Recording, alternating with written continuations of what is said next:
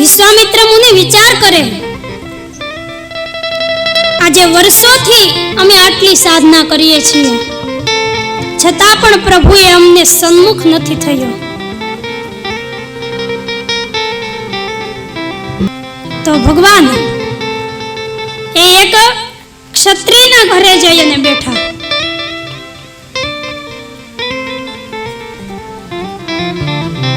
ભગવાનને મેળવવા માટે વિશ્વામિત્ર મુનિએ બ્રહ્મત્વ સ્વીકાર્યું.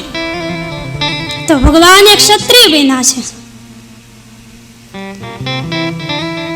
કારણ કે ભગવાન એવું કહે છે કે મને મેળવવા માટે, મને જો પ્રાપ્ત કરવો હોય તો એના માટે હું કોઈ જ્ઞાતિ કે કોઈ જાતિને માનતો નથી. ભગવાન કહે છે કે હું તો માત્ર ને માત્ર એક ભક્તિના જ નાતામાં માનું છું.